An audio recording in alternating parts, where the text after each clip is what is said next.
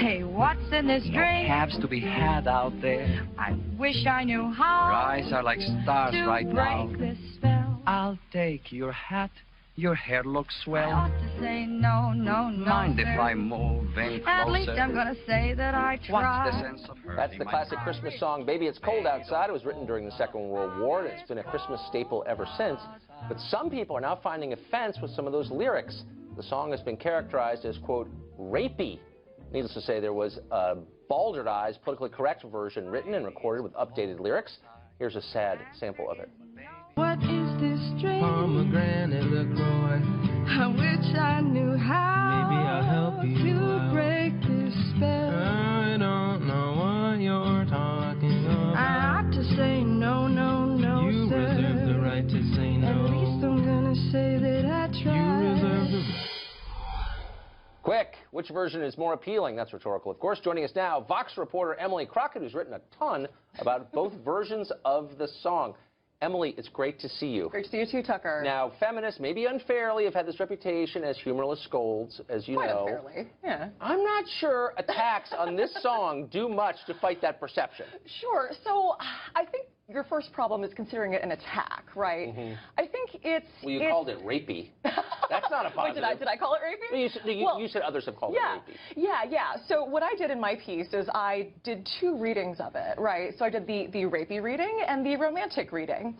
Because when I listen to this song, I honestly have sort of two reactions to it, right? Like in the context of the time, I think it's pretty clear that, you know, women did not have much sexual agency in the 40s, right? Like women were not really allowed to express sexual desire or to, you know, take initiative in starting, you know, a sexual situation.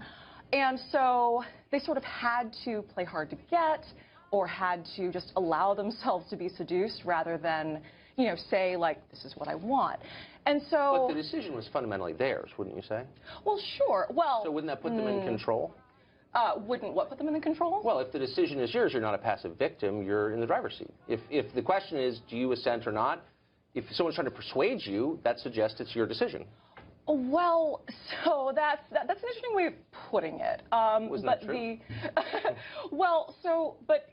There's a difference between, so like putting pressure on a woman to have sex is just not cool for a variety. Like there's a difference between like a negotiation and, you know, a predation, right? So when you look at the original version of this song, the interesting thing is that the man's part is labeled wolf and the woman's part is labeled mouse, which is like, oh, that's kind of creepy. But so, I mean, there's when you listen to this song... Why is that creepy? Because, you know, like, it's like making the man a predator and the woman a prey. But like, instead of isn't seduction about ambivalence? On some, I mean, it doesn't have to be. Okay, so if it's not about ambivalence, it's not seduction, though, right? Well, so the question is, you know, is seduction the ideal? Okay. Right? Like, so the question here is, do we want women to have sexual agency? Do we want women to have a say? Right? Do we want women to just sort of to always only be pursued? Because really, when you look at this I feel song, like I'm back at Vassar now in my feminist poetry class. Let me just. I didn't go to Vassar, just kidding. But I didn't. So you have this flash of self-awareness at the end of the piece, which I just loved. You said this.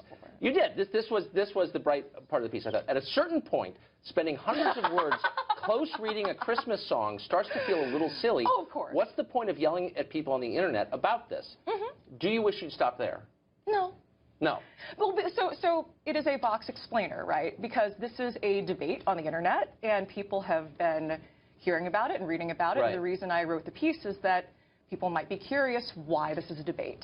So the issue is that it's a debate over whether the song promotes, you know, problematic ideas of consent, right? Don't you think that's a debate that's completely confined to small groups of silly rich people? No. You don't? No. Okay.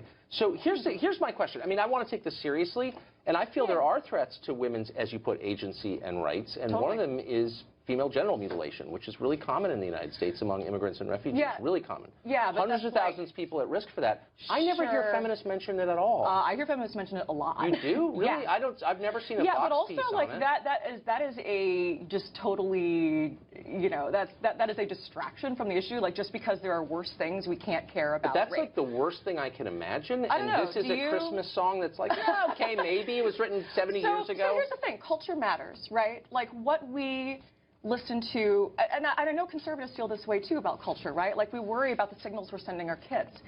And if the signal we're sending our young men is that it's okay to badger and pressure and not listen to a woman, not respect her. Well, I'm against when that. she says no. But if you listen to the song. So again, Wait, I but have hold on, very is it- ambivalent feelings about it. I right? can tell that you do, but Yeah. isn't it maybe even a bigger threat to our country and our minds to politicize art relentlessly? No. You don't think it is? Well, so there could be no but safe space from politics? Everything is about political ideology? Doesn't that make you a little, isn't that a little Orwellian? No? A little bit. So there is a difference between politicization and criticism and analysis and discussion.